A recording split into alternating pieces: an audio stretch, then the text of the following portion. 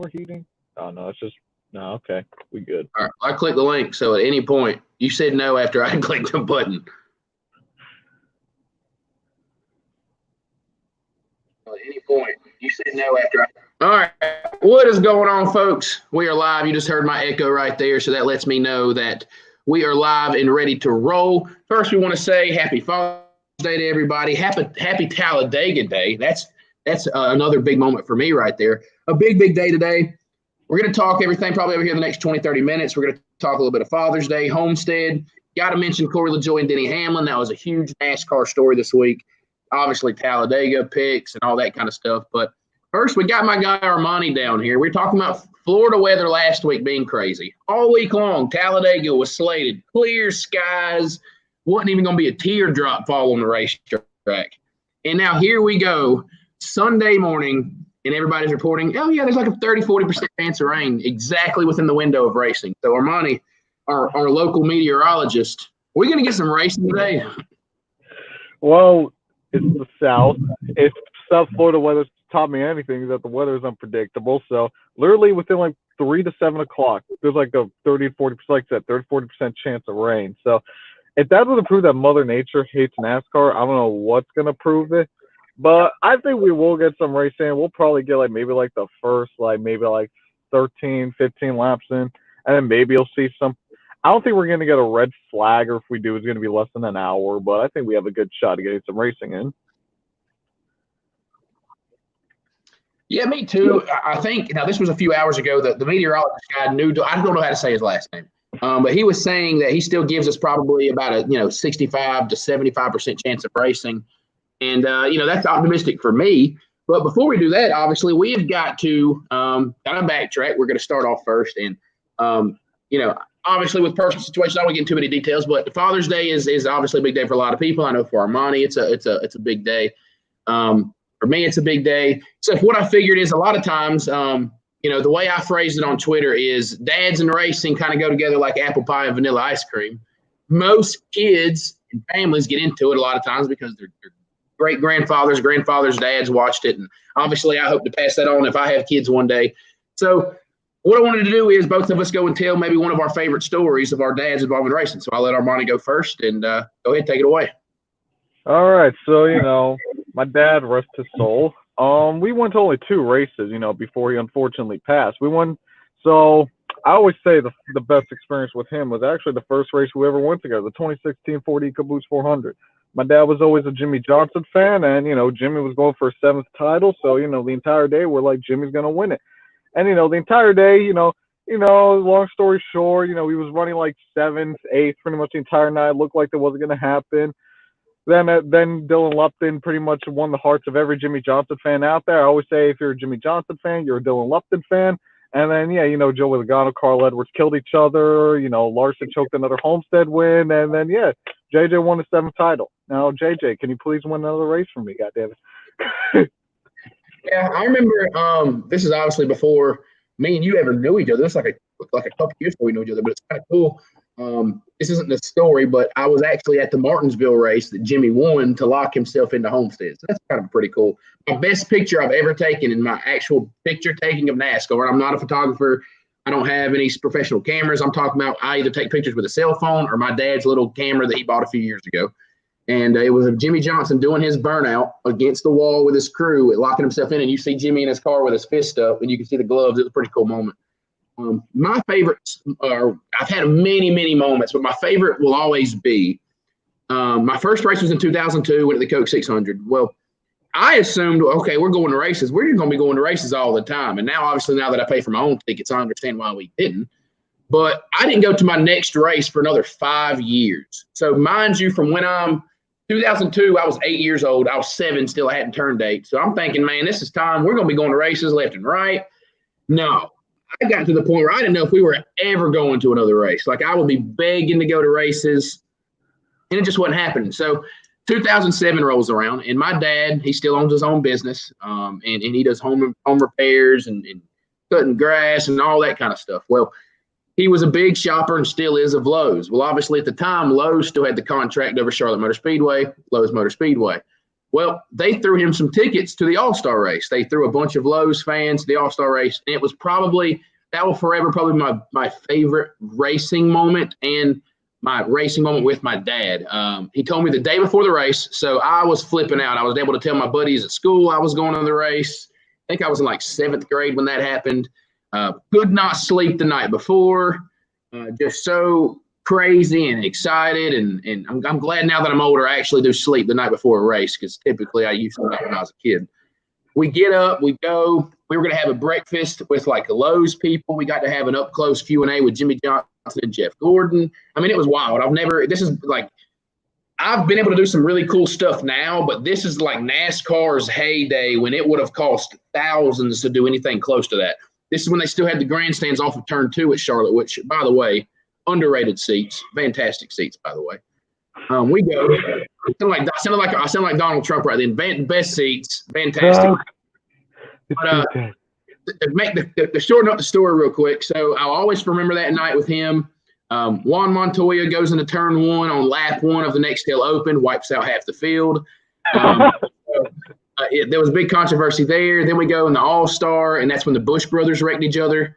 That was a big deal. And then Kevin Harvick. My dad was still a Dale Jarrett fan, but he was starting to like Harvick, and Jarrett was on his way out. Harvick ended up winning it, so that was pretty cool. But that's my favorite moment with him. And we've had many moments. We went to some Daytona. We went to a Daytona 500, Talladega. We've been to some tracks together, but that'll probably be my favorite. So going off of that, and again, if you're a father out there, obviously, happy Father's Day to you. Everybody, if you're able to, hope your father's still around. Tell them happy Father's Day. But let's get on to some racing moving forward. We did have a race last Sunday. I swear this has been the longest, shortest week ever. It feels like it's been 2 weeks since we've had a race. But they were in Armany's neck of the woods last week at Homestead. And we did have a little bit of action. I'm not going to go too far deep into it because people have been talking about Homestead for a week now. But first thing I wanted to mention was, how about Tyler Reddick? This dude is just getting better and better. All right, so if you did see last week's edition of NASCAR by the numbers, check that out first of all. But also, if you stuck by the end, you guys know who my pick was. My pick was Tyler Reddick. Just a little side note, I'm happy I picked him over Harvick because Harvick finished like 26. So I'm glad I picked Reddick. So, I mean, yeah, Reddick was like, we haven't seen Reddick like this since, because people forget, Reddick knows like his way around Cup cars on the high side. I mean, we saw it at Darlington, but we saw it even in the second Cup start at Kansas. He was battling for the lead late in that thing, and he finished 9th. I always knew Reddick was going to be good. My one worry about Reddick was, again, like, would he hit the wall, because like the composite, like because of the different type of bodies, this and that. But no, Reddick kept it off the wall pretty much the entire time. He was running like in that top 3, top 4 pretty much the entire night. I think the lowest he was 24th where he started, and he drove all this way up to 2nd, nearly got the lead a couple times. It was pretty much between him, Hamlin, Elliott, and Blaney. So anytime during that race, you could have seen Tyler Reddick, putting in the victory lane. So, yeah, so Reddick, fantastic job. I think he's only 1 point outside the playoff spot, but yeah, Reddick is, I mean, people were saying that Bell was going to win Rookie of the Year. People were saying Custer was going to win Rookie of the Year. I mean, Bell didn't do too shabby. He finished 8th, but, it's like you could tell that Reddick is just like head and shoulders above everyone else. And in my opinion, I think the main reason he's like that is because he has that current year experience. Think about it. What do Tyler Reddick and John Nemechek have in common?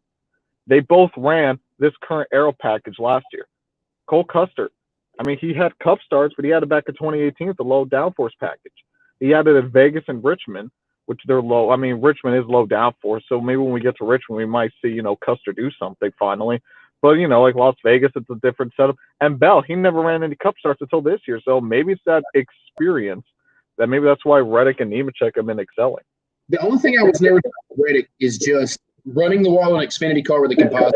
You have room for air. In the Cup car, you don't. But he never made the mistake, except for letting off after the white flag dropped and almost ruined everybody's tape. But go! It's the last lap! But it's proven to I'll still continue to do it because you have to, but it's so hard to make predictions about rookies. I had 2. I made the prediction. I can't remember if I made the prediction saying which 2 it was, but I said at least 2 rookies make the playoffs. I have to double check because that's obviously a big deal. Right now, it looks like only 1, But the two I felt more confident about was Bell and Custer because of their equipment. But Reddick is just putting that to bed quick. Tyler Reddick, I can't remember who I predicted for Rookie of the Year. I think it was Bell. But Reddick seems to be the favorite. Here's the thing, though. I mean, obviously that's got to play out because that's based on points now. Kind of a BS way they formulate the Rookie of the Year, but that's another story for another day. But Tyler Reddick is impressing, man. And I've been able to talk with someone close in that situation. They really like Reddick. I've tweeted about it before. They kind of call him the rebirth of that organization. And, you know, there could be a lot of drama later in the year with free agency. He's only got a 1-year contract. I really hope he stays, though.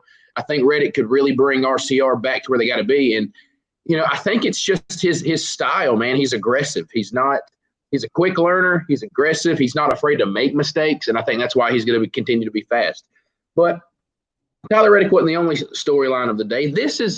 It's been a quiet storyline throughout the week. It could have maybe gotten a little bit bigger, but Joey Logano and Chase Elliott, they get into it, but they don't get into it. So no contact was made between the two. But late in the going in the race, I think it was about 20 laps to go. It was clicking down. Chase Elliott was leading. It looked like, for the most part, he was probably going to coast to his second win of the season, his 8th win of his career.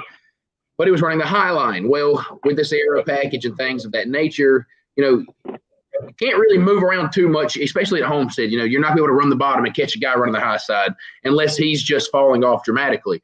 And Chase Elliott was pretty much stable, holding off Denny Hamlin. And he was going to approach his buddy in the 22 car, and he was going to put Joey a lap down. Well, Joey Logano said, all right, you cost me a win. I'm going to cost you a win. Joey Logano runs the high side, takes away Chase's line. Denny Hamlin eventually gets to him around the outside. And magically, as the 11 passes him, Joey Logano just says, all right, I'm good, boys. You can lap me. And people, it really, even me, it really didn't cross my mind. Like I knew what the 22 was doing, but it didn't really hit me till like Tuesday that he really did like purposely make sure the 9 car didn't win the race. And obviously he affirmed it, I think, Wednesday when he pretty much said in an interview, you cost me a win, I'll cost you one. So what were your thoughts on that? And do you think we still see these two racing each other a little more difficult in the coming weeks? All right, here's my thing. I kind of understand where Logano's coming from, but at the same time, it's like, look, if you're on the lead lap about to go a lap down, I understand. You know, at the same time, Chase, which, by the way, that thing was like, oh, you cost me a win, I'm going to cost you a win. He cost the both of them a win. It's not like Chase Elliott just flat out dumped Logano, first of all, number one. Number two, Chase Elliott, I think, finished worse than Joey Logano with the Bristol race. So, I mean, I understand. It was just over-aggression. It's not like, you know, they're both battling hard for the win. Number three, sorry, Joe, I like Logano, but he's the last person that should be talking about over-aggression, in my opinion. And number four, which I think is the most important one, which I alluded to earlier. If he was on the lead lap about to go one lap down, I'd understand it. Because at the same time, you could also kind of have an excuse. Okay, you know, he's about to go one lap down, free pass, lucky dog, all that good stuff. But Logano was already a lap down. He was going to go 2 laps down or 3 laps down. At that point, you just need to let them out of the way. So I can kind of understand if you're going to go 2 laps down, because maybe lucky dog, this and that. But I'm stuck in a little bit of a box because I remember doing a blog post, and I probably should have never done this blog post. I did a blog post when the Kenseth-Logano thing happened, like justifying what Matt Kenseth did because of the driver code. Even though if you really look at it, what Matt Kenseth did was probably one of the worst moves in NASCAR history. It was dang sure exciting, and I wish I was there in person. Not only that, Gordon's last win, but you can't – I'm trying to think of the way to phrase it. I, as a fan, was excited and cheering for when Matt Kenseth did what Matt Kenseth did.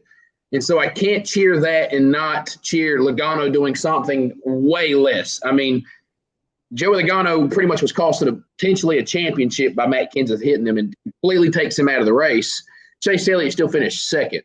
Also, if it was reversed and Chase Elliott did that, I would be so proud of Chase Elliott for doing that. So I can't – for one, I think it's also because it was so passive-aggressive. Like, I almost would have had more respect for the move if Joey would have just dumped the 9 car. I guess it's just – even though I get it, this is more of a racer's way to do it, and this is more of a racer's rivalry. These two aren't really known. Joey Logano will be aggressive, but Joey Logano, for the most part, and this seems like it's a hot take, but it's really not. Joey Logano is not necessarily known for dumping people. What will happen is Joey Logano will make a boneheaded move that'll put someone in a bad position. Joey typically doesn't go out and just turn somebody. Chase Elliott typically doesn't go out and just – I mean, look when he took out Denny Hamlin a couple years ago. He didn't turn him. I don't even know how he really affected him. He just put Hamlin slightly into the wall, and Hamlin was done for the day, and that was Chase Elliott's big quote-unquote revenge. That's how those two are. They're not going to purposely dump each other.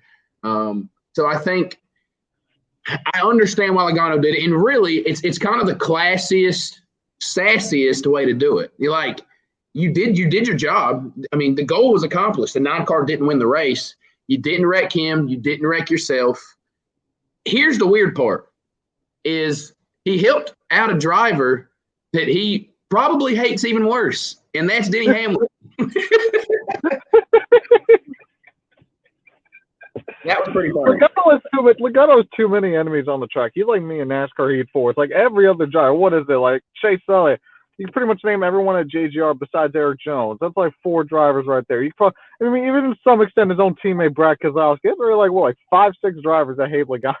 This is something that I think disappears for now, but you always watch it. There are things that go on around that racetrack every week that we don't see. There's things that we do see.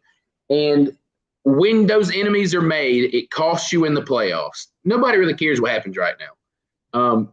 We'll probably won't see nothing between the 22 and the 9 anytime soon. Hell, at some point today, we could see them work together. Probably not likely, but Chase Elliott and both one thing Chase Elliott and Joey Logano have in common, and I admire this, is both of them are going to do whatever it takes for them to win the race. They're not worried about pushing their teammate to win. They're going to try to go out and win the race.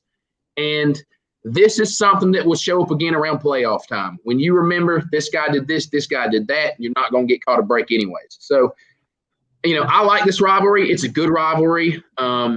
It would have probably been a little more exciting if the 22 would have just dumped the 9. I'd have been ticked off, but it would have been more exciting. It's kind of it was an understory of the week of things that have happened within the last couple of weeks. And I didn't put this on there, but I could talk about people swearing they're boycotting NASCAR for hours. But,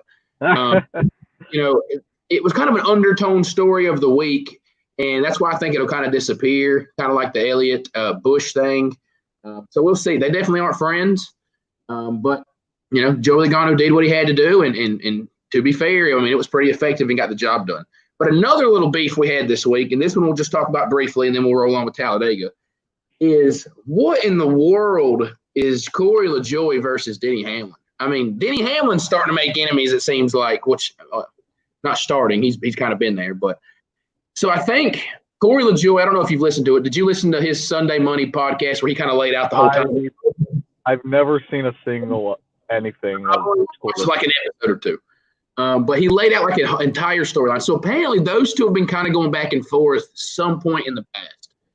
And it really flamed back up from, I believe, the Atlanta race. And Corey Lajoie posted like his heart rate and calories burned. And some reason Denny Hamlin swore he had to comment. And so Denny Hamlin is kind of starting to get a reputation of somebody who just kind of beats a dead horse and kind of pesters people sometimes. He's been pestering Lajoie for a long time. And so they got in a little bit of Twitter beef. I'm sure you saw a little bit of that. I didn't get all into it, but pretty much, going back and forth about, who better equipment or driver, what means more, what's this, what's that. And, Denny Hamlin's kind of big in himself about, he's done this, he's won this races and, blah, blah, blah, blah, blah. And it gets to the point where apparently it escalates pretty darn quick and still rumored. No one really knows what's happened. I believe it would happen if I had my gut told me, just from the things that happened down the road. But supposedly Denny Hamlin sent texts to Corey Lajoie, Lajoie's owner, and people around that organization saying, congrats on getting your stuff wrecked at Homestead. This is all last week. This is before Homestead. And, at that point, the owner kind of stepped in and was like, hold on, that's not how this is going to work. So somehow, if I had to guess, the owner contacted NASCAR. Somehow NASCAR catches wind. Both drivers end up having to meet and shake hands before the race and kind of, big red truck in parentheses, the situation. So nothing ends up happening on Sunday. But if you follow that story, if it's true, dude, Denny Hamlin is on some wild stuff, son. I like Denny for the most part. I don't like Denny. I don't dislike Denny. I don't hate Denny Hamlin, even though I'm a Chase Elliott fan. He's a great driver, arguably the greatest driver to never win a championship. He's knocking on the door of Mark Martin. Not quite there yet, but getting there. But, man, what a wild story. Corey Lajoie, who seems to be one of the nicest guys in the garage, and Denny Hamlin, apparently being about that smoke on Twitter. Here's the thing. I don't know where the hell. Like, I saw like the thing, like the heart monitor, like, you know, Hamlin's like, oh, this is why we can't count on you at all basketball. I'm just like, okay, this is like some, you know, I mean, we saw what was like Kurt Busch and Stenhouse like last year, I believe, or 2 years ago. So it was like, okay, this one thing, this and that. I don't know where the hell Lajoie. Like, here's the thing with Corey Lajoie, and I listen to like a bunch of stuff, you know, like everywhere. Lajoie is really the only driver for a small team go fast. Yes, they have Storehouse Racing Alliance, but it's pretty much like, you know, it's like they just have like they just get the scraps pretty much. I mean, they're still like what 30th in points or something. Just like Lajoie's the only driver who, like, I hate to say it, he shit talks his equipment. I mean, I thought about it when I was listening to it. I'm like, how the hell does Corey Lajoie have a ride? I mean, if I was an owner personally of any small team, I wouldn't want to hire Corey Lajoie because, like, he's just going to keep shitting on my equipment. He's like, oh, yeah, no, we're going to run 30th. Oh, we don't make progress, this and that, this and that. It's like, you know what? Like, why would all my drivers saying that about me? I mean, you never heard De Benedetto say that. You never heard, like, Ross Chastain. You never heard, you know, Michael McDowell, front row Jojo. You never hear none of them, you know, just shit talk their equipment. I mean, I get it. It's honesty. I respect the honesty. But at this point, it's like Corey Lajoie, he's like, trying to like everyone like pander to. I have nothing against Corey Lajoie. You know, I think Corey Lajoie is a decent enough driver. I mean, he started with, you know, we never seen him at top level equipment. Maybe we will someday. Who the hell knows?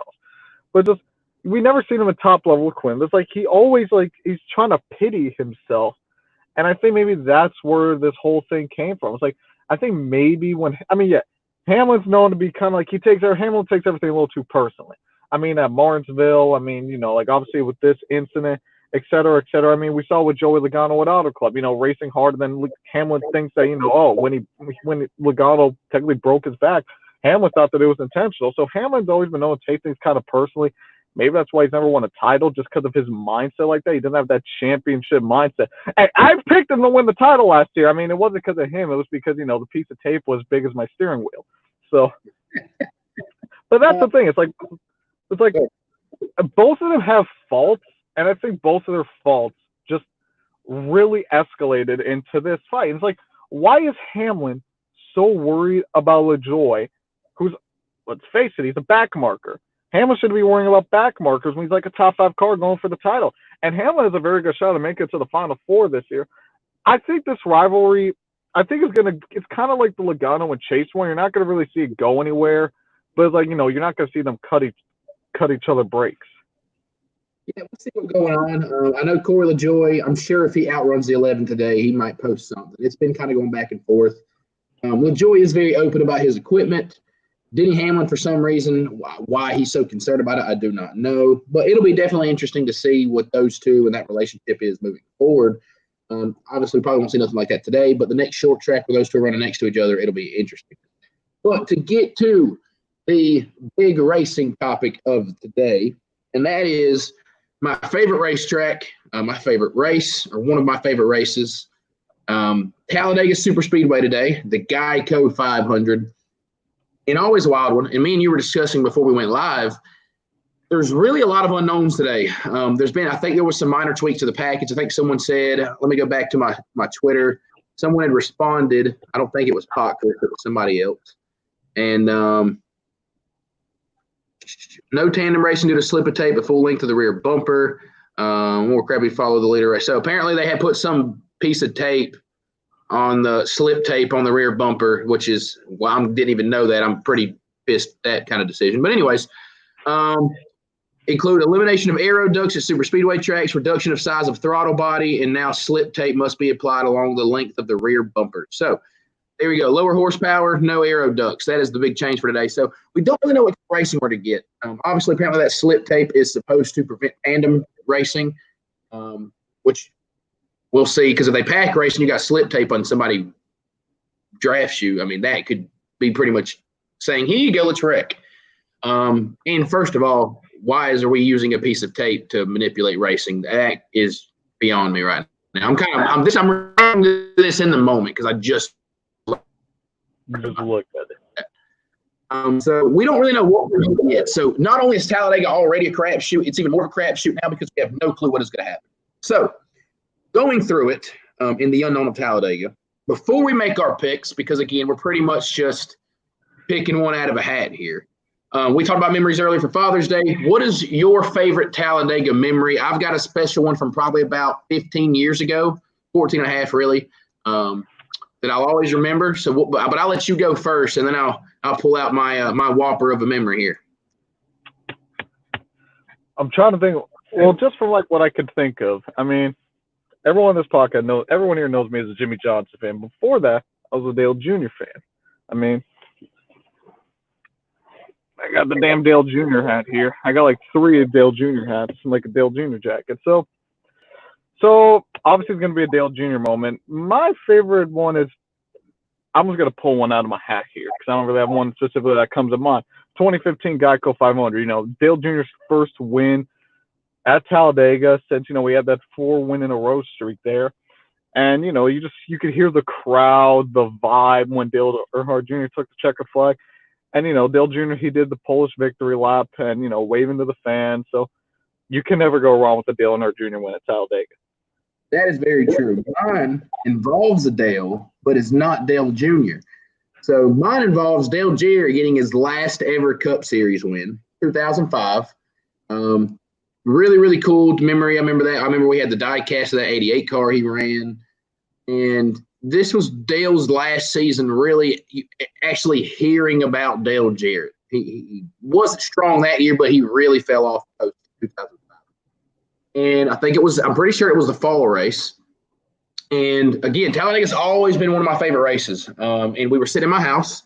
My parents were big Dale Jarrett fans. Both my mom and my dad were big Dale Jarrett fans. Now they're Kevin Harvick fans. But at the time, they loved Dale Jarrett. And we were watching him. And that day, Dale Jarrett's always been a really good plate driver. And that day, he meticulously raced up front. Really veteran race, stayed in position all day long. And it came down to the end of that race, and I remember him. He came over the radio, and he was telling Tony Stewart, "I'm going to go with you no matter what. I've got your back. Let's go get this thing." They do that. Tony and Dale make their move. They go up to the front. Dale makes his move on Tony because at that point it was, I think, maybe 2 or 3 to go. Kyle Petty spins off the backstretch off of turn 2. Caution flies. Dale Jarrett wins the race, and it was just a cool moment because every now and then we see a final victory where you realize this is probably their final win. And I think it was kind of a pretty well-known thing. This is likely the last time Dale Jarrett ever wins a race. And it was really cool. We've got that on VHS somewhere at my house, which every time I pop that in, I'm like, dang, we really used to watch grainy television compared to now. But really, really cool moment with my parents. And it was just really cool to see Dale Jarrett do that in his final win and really a really veteran race he ran and you know, going with Tony Stewart, then every man for himself. And it was just really cool. I'll always enjoy that memory. But there's so many good freaking Talladega memories. We could do this show 10 more times and I could probably pull out a different memory of Talladega. But let's get into what we're still not paid to do, and that is make race winning picks. We've already discussed, we're kind of pulling them out of hats here. A little bit of unknown what's going on. I'm going to let you go first. First dibs. Who is going to win today's GEICO 500 from Talladega? Like you said, we're just pulling one out of the hat at this point. So this driver, I'm not confident, but he's just been sneaky good this year. And he's sneaky good at plate races. So, you know, one of the running jokes here is that I was going to pick Kyle Larson as my favorite driver. If the Jimmy retires, obviously, you know, barring anything crazy next year, I mean, that's not happening. So I found my new guy. I think that 24, William Byron, goes to victory lane. That was nowhere even close to what I was thinking. I swore you were about to pick Kansas. I'm not that crazy. All right. Picking the 24. Not bad. Not bad. This guy, he's fairly decent at plate racing, up and down season this year.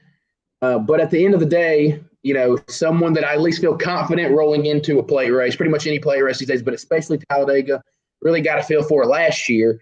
And that is nobody other than the 09 car of Chase Elliott. I'm picking a homer pick today. I figured I would trick you with the whole up and down season, but Chase right here, which by the way, this is one of my favorite paint schemes. I gave Susie a list of die cast I want now. He's got like 4 of them are Hooters cars, and then the other one's like his Roval Win car from last year. But Napa breaks. Chase won this race last year. He is a guy I really like, not only because I'm a fan of his, but I love his driving style at plate tracks, because it seems like every race we go to, at some point Chase Elliott is mad because they don't want to race. He doesn't want to be single file. He wants to make moves. He wants to race. And a lot of times that's bit him, but a lot of times that'll win you a race too at Talladega. So Chase Elliott, again, we're really picking names out of a hat here. I know Pockers is picking Chase Elliott, but I always feel really good about Hendrick when they come to plate tracks. I feel really good about the 9 car. This year's been clicking really well for them. He's been up front at every single race. If Chase can stay out of trouble, he is going to have something to say about this race. So looks like me and you may be working together today, 24 and the 9. But who is your underdog pick? Who's a guy that maybe not people aren't thinking about that may have a shot today? Every one of this race is a dark horse. Let's be honest here. So I like that. I'm gonna tweet that later. I'm gonna give you credit, but I'm gonna tweet that later. I like that. Everyone is a dark horse in this race. Who do I want as my dark horse? You know what? We've been giving a lot of credit to Tyler Reddick. Oh, God, here we go. Pick another dark horse. I mean, Austin Dillon isn't that bad at plate tracks. He won the pole for Talladega last year. I mean, obviously he's got that Daytona 500 win, you know. Say whatever you want. A win's a win. Oh, yeah. But he's not bad at plate tracks either. So, I mean, keep an eye on that 3 car. 20 years. Imagine the storyline. 20 years after Earnhardt's final win. Imagine the storyline. NASCAR will go crazier. I think NASCAR fans will go crazier than when they did for the Confederate flag ban. So my underdog pick, and I'm going super underdog. I don't necessarily think this guy's going to win the race, but a guy to watch out for. If you're just throwing around betting money because you got it like that, put some money on this guy. Before I give it to you, though, I think some other quality ones. McDowell, I think, is a solid pick. Obviously, I think all the front row with front row Joe Jr. and John Hunter Nemechek there. Did you just say front row Joe Jr. twice? Well, I said front row motorsports for front row Joe Jr. So yes. And John Hunter Nemechek. Well, yeah, exactly. And John Hunter Nemechek. In case people don't know who front row Joe Jr. is. I was going to say front row Joe Jr. and Michael McDowell. I think Matt DiBenedetto, solid little pick. Anybody, solid little pick, except Quinn Houff. Probably wouldn't pick Houff. Other than that, I need to quit throwing him under the bus. But the guy I'm going to go with, and it's one of his last Cup starts, Brendan Gaughan. Brendan Gaughan almost could have won this thing a year ago before he flipped. Brendan Gaughan is in this race, and Brendan Gaughan has played it smart the last couple of times. I think he's had back-to-back top 10s at plate tracks. Watch out for Brendan Gaughan here at the end. I was not expecting Brendan Gaughan. I forgot Brendan Gaughan was the thing. There's just one Instagram account I watched. Because last fall was when he was, I think, about to go for the lead and got flipped and jumped in the big one. At Daytona, he finished top 10 because I remember him giving an interview about the Newman incident saying, I don't know what happened, but he just came over top of me. So he finished like 6th or 7th at Daytona. So Brendan Gaughan, good plate racer. He's there to not tear up the equipment and wait to the finish. And if I wreck it, I wreck it. That's what I love about Brendan Gaughan. He just doesn't want to wreck it the first 75% of the race. But if he tears that crap up the last 20% of the race, albeit if I'm going towards the front. So Brendan Gaughan for your underdog pick. There's a guy I follow on Instagram, a little shout out. His name is @JG2488 fan. I mean, you can guess, what the name stands for. He's picking Brendan Gaughan to win. He's been picking Gaughan to win like all week. Yeah, I saw it was so funny. I can't remember who it was. It's a really cool Twitter page. I can't remember who it was. But they said they gave South Point Casino a shout out for being so dedicated to Brendan Gaughan, and everybody was like, should we tell him? South Point Casino is literally Brendan Gaughan's family that sponsored. It's Menards 2.0. Shout out to Austin, RCR being so loyal to Austin Dillon. Yeah, shout out, dude. That's dedication. Anyways, let's get out of here. 34 minutes long. Really good show today. I felt like it went pretty good. All the fathers out there, have a great day. I'm going to go watch the race with my dad, and hopefully we can enjoy it there. Great race today, hopefully. Fingers crossed. I hope we don't know what this package is going to do. Armani, what else you got for us? I got to work, no surprise there. All right, we're going to put a damper on the podcast here at the end. Everybody knows about the race, but I got to work. Gotta work, but stay tuned. If you take a look at my Twitter at VelocityXDC. Keep an eye out for some updates. We said it last week on the podcast. Going to be going racing soon, so keep an eye out for some updates. Get that helmet on soon. Oh yeah, shout out to my man over here with the helmet designs. I think we can check out the Twitter. Obviously, at NASCAR Opinion at VelocityXDC, they should be up there. I think I put a poll out there a couple days ago, but I think I got an idea on what helmet I'm going to pick. There we go. I may or may not know which one he's leaning towards. I think you know. All right, let's get out of here. You get to work. I'm going to float around here and do nothing for a couple hours and then get ready for the race. All right. See you, man.